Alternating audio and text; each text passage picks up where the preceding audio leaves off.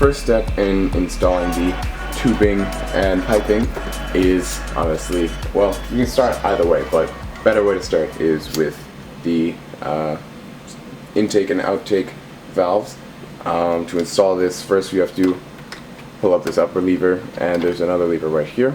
Pull that up, and you can see there's a little wall on the right side that goes with another slot. Push that down, pull down the second lever, pull down the first one, and there you go, it's installed. So the next thing you can do is put on the tubing. I haven't cut my tubing to size yet. I'm gonna go ahead and do that, get right back to you. Alright guys, just a quick note, while you're sizing the tubing, make sure that you realize that the intake tube is this one on the left side, facing towards the front of the filter. This one on the left side is the intake tube.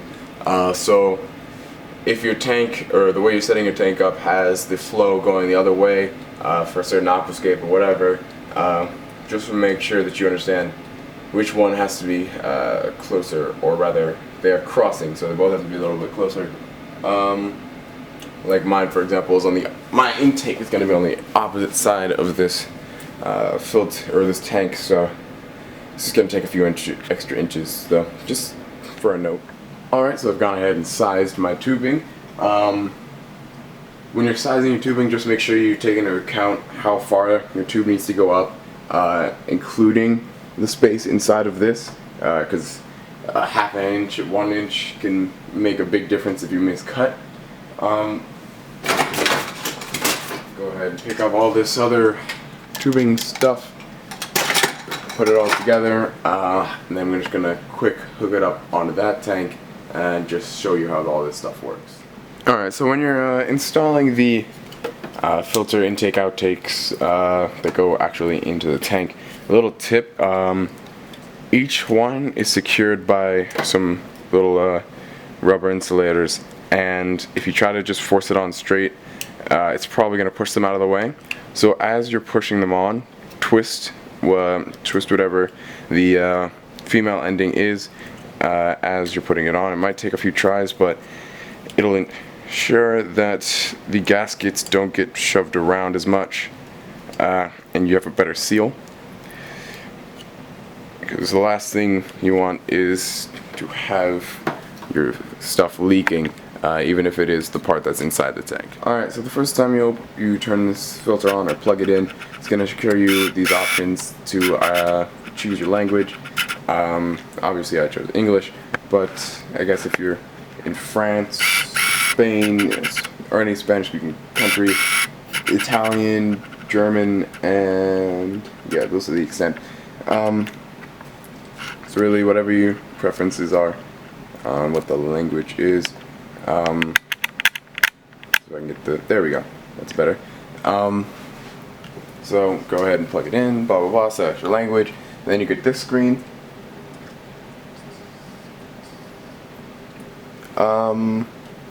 Yeah, alert air in the filter monitor. Oh right, obviously you want to prime your filter by pushing this right here.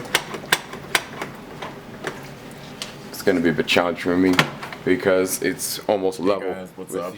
It's like a day and a half after I made this video, but I'm about to misidentify a mistake that I made when priming this filter. I had to externally prime it just because it was basically level with the fish tank that I was using an example as. So I just had to use an external little 5-gallon bucket just to fill it up. I filled it up too high. I'm about to say I put the gasket in wrong, which is surprisingly untrue. The gasket was in fine, everything was set perfectly. The water level that I personally primed in physically without using the prime button on top of the filter was way too much water, and it ended up overflowing. So just a quick note, don't fill above that gasket line, and if you aren't totally sure, just go ahead and set it down on the bottom, or at least below the tank, prime it using the button, and then put it back up on the shelf. You might need someone to help you. You can get a little table or something, but just quick afternote. Placed in the gasket completely down, so had a little bit of leakage, just cleaned it up. But getting back on track. When you first plug this in, you're gonna get this screen on the front panel right here that lets you choose basically which language you want. Go ahead and select whatever you need. I think there's English, French, German, and Italian. Oh, and Spanish. So that should cover plenty of countries. But go ahead and select that, and then it'll just start up. I actually had to pour some extra water in and bring it down to the bottom just because gravity wasn't doing enough when it's right next to the filter. I couldn't prime it properly, but go ahead and plug it in. Like I said, you get this screen.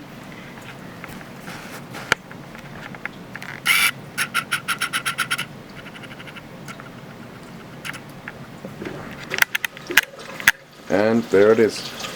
You can hear it. I'm sure you can hear it. So it's that easy just to start it. And you can see on the actual filter, you've got your temperature and you've got your conductivity right there on the front. I'm going to go ahead and see how I can get the scheduling to start up, and I'll get right back. Alright, so I'm back, and I'm going to go ahead and show you how to get to all the menus and the scales, and show you how to set everything up. So the default setting should be in Fahrenheit. They might change it if you live in a SI units having country, unlike the United States, but just go ahead and press either one of these buttons. This one goes up, this one goes down. Just to, right from the start menu, get into going down the temperature scale over the course of a few days, the conductivity scale over the course of a lot of days, flow percent, then you go ahead and get to global settings. This is where you can change your language, you can change the contrast of the screen, you can change the temperature, you can change how long it takes for the display to dim, but I'm going to go ahead and go down to temperature scale, and depending on your preference you can go Celsius or Fahrenheit. Just for the sake of most of my viewers are in the United States, so I'm going to go ahead and select Fahrenheit. So now I've got Fahrenheit. Go ahead and press escape to get out of this menu again. Press down again, then you get to operational settings, press enter again, then you get to temperature points, where you can set your temperature maximums and minimums before it alerts you. So since my tank that I'm going to be having it on is going to be partially breeding tank, I'm going to go ahead and change that to 80. Actually, I'm going to leave it at 82.5 for the maximum, and the minimum is going to be set for, let's say, 76, or rather, let's use 77 degrees. Again, these are going to be a pisto, wild pistos, so having a high temperature is a bit safer. But so now we've got, once it hits the minimum of 72 degrees, it's going to alert me. Once it hits the maximum of 82.5 degrees, it'll alert me. So back out of the screen, press escape. Conductivity points, mechanical schedule. Conductivity points, if you don't really care about conductivity, you can just pass over that. But if you have wild fish or you really want to get precision with your biotope or whatever, you can select the conductivity to warn you when it's too high or too low. I'm going to get back to that later. I just have to do a little recheck what the conductivity scale of the river they were collected in. But ignoring that, going to mechanical schedule, elapsed days, alerts, days to alert. So that'll just tell you how often to tell you to change your mechanical and chemical filter. Mechanical schedule, elapsed days, mechanical. So elapsed days, obviously this is the first day I've set this up. Alert is on, days to alert 14 days. So it'll tell me in 2 weeks that I need to change the mechanical filter. So that's fine. Go back, go to chemical filtration, and it should be the same thing. The days to alert are 30. And biological schedule should be very, very high. Weeks to alert is the default setting, which makes sense because obviously you do not want to change your biological filtration that often. 26 is a bit high, or a bit low for me, so I'm going to go ahead and change that to 30 weeks. Go back. And just to give you a little preview, this is the conductivity scale. Again, if you don't really know what conductivity is or you don't care, you just pass over that. The default settings, I believe, are for average aquariums, so you don't really have to worry about that anyway. Yeah, temperature points, blah blah blah. Hit escape again, and you get back to the home screen where it shows you the filter temperature out of range. Not sure why it's saying that.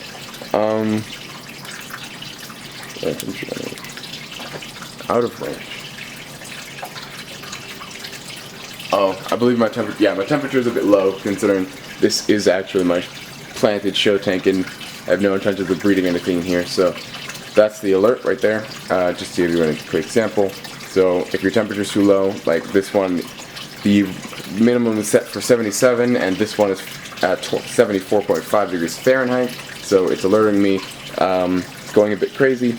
Unfortunately, it doesn't seem like there's any way to get rid of this alert other than to change the temperature or turn off the filter.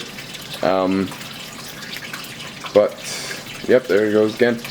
So that's that example, and the conductivity reading is right there. Oh my gosh, this is kind of annoying now. Conductivity is right there. Yeah, it'll also tell you the way it judges how long it's gonna, or when you need to change one of the filters, is by how well the tubes are carrying the water and how efficiently the filter is pushing water out and in. Yeah, that's it for this video. I'll show you guys an update and a review on this filter once it's been set up for a couple months, rather, or a couple weeks.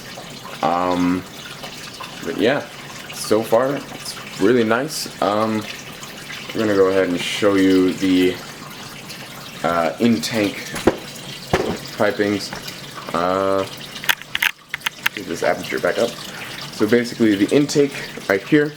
What's really interesting about these are the fact that this can bend. I'm not sure if it can bend 360, but it can twist around a lot. So if you're at a weird angle, like this tank is very annoying with the Euro brace around it, but if you're at a weird angle or you need to change it around, you can easily just twist it and get a little bit more flexibility on either one, as well as the intake valve down there on this. I'm not sure if you have to buy an extra or if it came with it, and I haven't seen it, but you can actually take off that ending and extend either way on how long you want the intake. So if you have a insanely deep tank for some reason that is still under 80 gallons, you can easily just pop another one on top of that. Same thing with these. It came with 2 spray bars that you can easily just push connect. These are ball connectors, so you can easily just push and then direct wherever you want, and you get 2 spray bars. And I believe you can take off this ending and actually add those 2 flow nozzles onto the ending, just to extend the range. But yeah, so far this filter is actually the coolest thing on the planet. It's just amazing. A little amazing power, such a little package, and to have a scale for all of that without even having to change the meters or anything like that. It's really cool. So, Fluval G3 G Series filters, unboxing and setup, A+.